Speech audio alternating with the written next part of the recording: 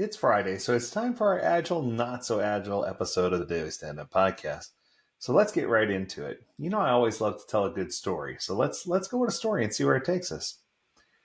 The title of this story, we're going to call it One Last Lap. In a small town just outside Des Moines, Iowa, a high school track coach gave a gift that went far beyond a stopwatch. Coach Daniel Reeves, a former collegiate runner turned physics teacher, has spent the last 15 years quietly building more than just athletic ability in his student athletes. He's building belief. Last week, his story unexpectedly went viral when a graduating senior, Maya Lopez, shared a heartfelt letter on social media thanking him for a moment neither of them realized would change everything. Here's the letter that sparked a movement. In the post, Maya recalled one early spring practice her sophomore year. She had just lost her grandmother to cancer and was ready to quit the team. Her times were down, her heart wasn't in it, and the weight of life itself just felt too heavy for sprinting. That day, Coach Reeves noticed. He didn't yell, he didn't ask me to push harder. He ran next to me.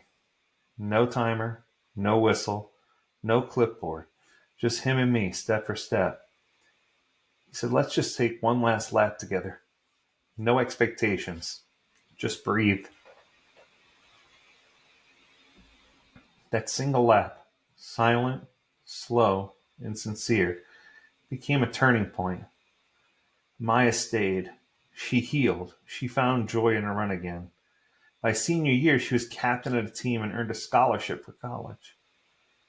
When Maya's story made the rounds, dozens of former students began claiming or chiming in with their own last lap stories. One was a grieving parent. One had been silently battling depression. Another was failing physics and afraid to ask for help. In each case, Coach Reeves had shown up, stepped up, not with lectures or ultimatums, but with presence, a lap, a question, a moment. Coach Reeves' only comment? You don't always need to fix someone's storm. Sometimes you just show up and walk through the rain with them.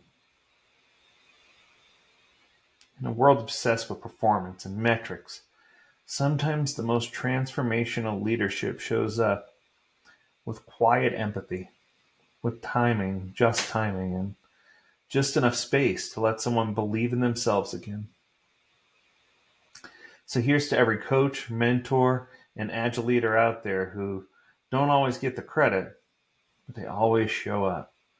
Let us remember that not every victory is timed, not every win is loud, and sometimes the most important lap is the silent one that you run together.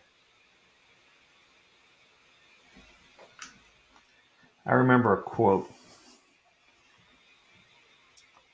that I heard from Richard Branson. He said, Lee, he says, you never know what kind of day somebody's having.